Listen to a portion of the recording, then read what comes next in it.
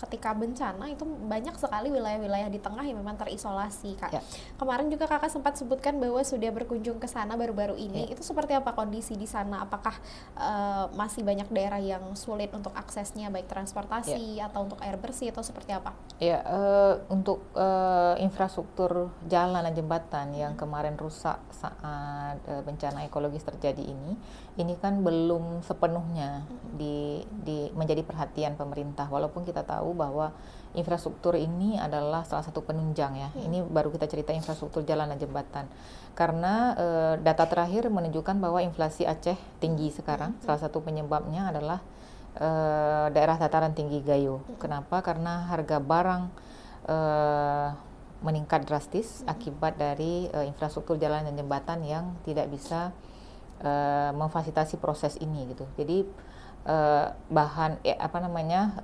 selain bahan makanan dan lain-lain yang harus dibawa dari sini, misalnya dari Biren dan segala macam untuk ke Dataran Tinggi Gayo, juga hasil panen warga. Misalnya kemarin ini baru saja panen raya kopi di sana.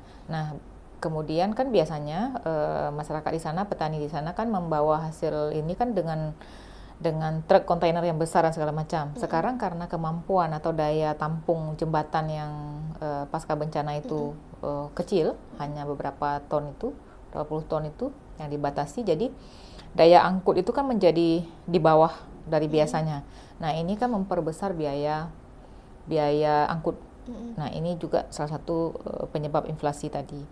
Nah, belum lagi masyarakat pasca bencana itu kan masih pendapatannya secara ekonomi itu kan masih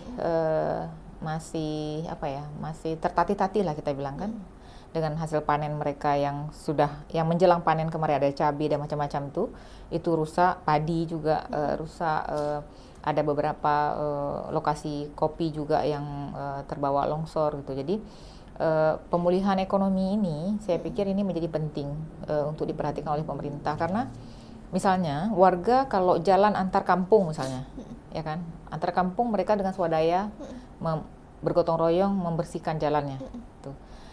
Tapi kemudian jalan provinsi ini kan butuh daya yang luar biasa, perhatian dari perhatian pemerintah pemerintahnya. gitu. Jadi kalau dibiarkan warga untuk menyelesaikannya sendiri, saya pikir pertanyaannya adalah di mana letak negara gitu kan. Jadi warga misalnya sudah bergotong royong yang membersihkan diri jalan-jalan yang kecil-kecil itu. Nah, baru-baru ini bahkan jalan kabupaten pun warga mencoba dengan swadaya untuk membersihkannya. Jadi saya pikir kan kesannya kita nggak belajar dari bencana tsunami yang besar itu kan.